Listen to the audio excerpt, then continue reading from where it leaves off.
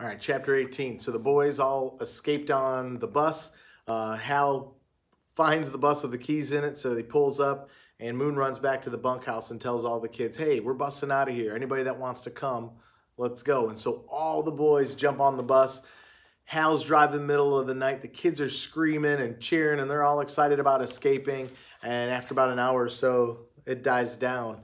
And once they get to the forest, again, it's been some time now. We're talking probably a couple hours anyway. They get to the forest and they're ready to go. And the kids are like, no, I don't want to bust out anymore.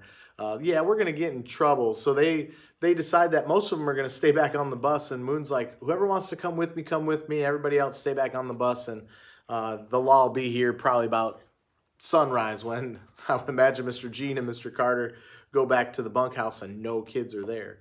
So the people that decide to escape, that get off the bus ready to go, are Moon, Kit, and Hal. That's it. They got nothing to bring with them. Moon's confident he can get everything they need from the forest. Hal wants to bring his pillow. Moon's like, well, we can use our jackets.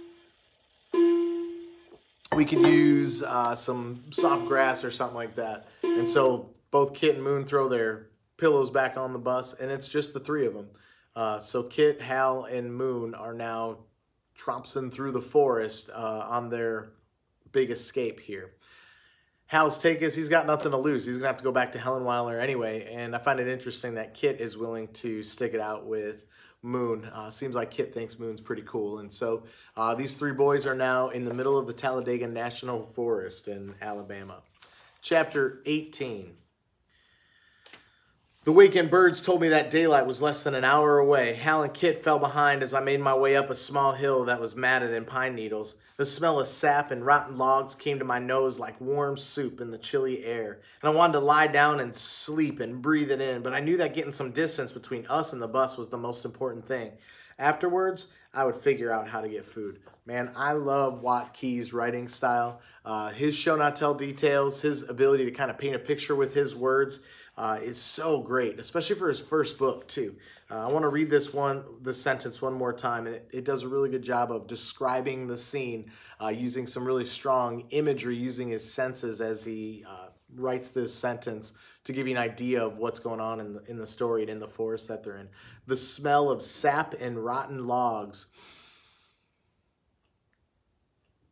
came to my nose like warm soup in the chilly air, and I wanted to lie down and sleep and breathe it in. Man, that's a good sentence.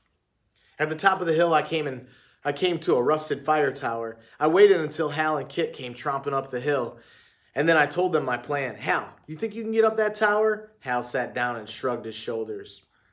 Well, then you can climb it while Kit and I go find some food. You can keep watch. I'll bet you could see that bus from up there. But we won't be able to stay here for long because we still got to make some more distance. Hal yawned. Man, let's get some sleep first. We can't sleep yet. We'll have plenty of time to sleep later. The law's going to be after us soon, so we got to keep going. Hal stood up slowly. All right, he said. He turned and stared up the tower. Man, are you crazy? You can do it. Hal moaned and spit. We'll be back after a while, I said.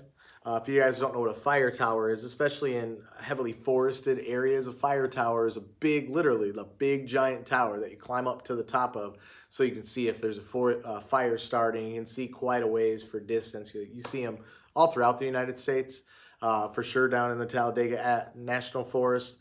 You might see them up in the Smoky Mountains, although that's mountainous, so it's a little easier to see. There's definitely still fire towers out in that area. Seen them up in Wisconsin. They're all over. Kit and I continued down the other side of the hill, and we heard Hal panging around on the fire tower behind us. We hadn't gone far when the forest opened up into a hardwood bottom. A short distance beyond that, we found a patch of foggy swamp with cattails. I took the knife from Kit. I stripped to my underwear, and I waded into the icy water. Kit watched me while I cut and gathered cattail roots.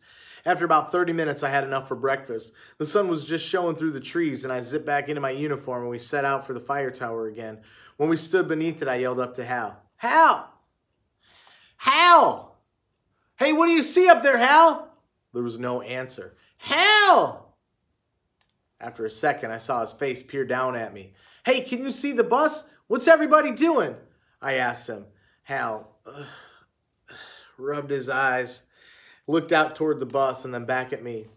Man, they're just sitting around. I started up the tower ladder. As I moved upwards, the forest spread out below me with patches of chilled fog still caught between the small hills. The sun felt good on my back, and the fresh air slipped through my teeth.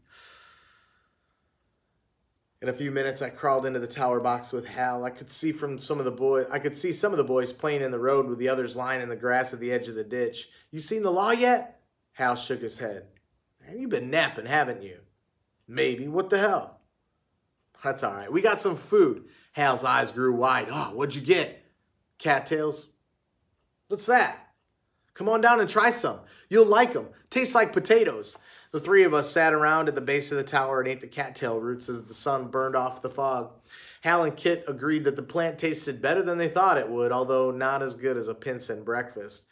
But there's no school today, I reminded him. I figure we'll stay here and watch that bus for a while. You two can nap while I go back and keep a lookout. Once I see the law, then we can get moving again. That way you'll two be rested and can keep up with me. What are we going to eat for lunch? Hal asked me. We'll take some of these roots with us, and I reckon I could find some yucca plants on the high ground, maybe some thistle and acorns. What about meat? Hal said. We don't got time for meat yet. Once we make camp, we can get some meat. It's going to be tough going on you two for a while. Hal sat up. I'm okay, he said, as long as you can get us something to eat. Yeah, Kit said, we're fine. All right then, y'all take a nap, and I'll keep an eye out for the law. Chapter 19.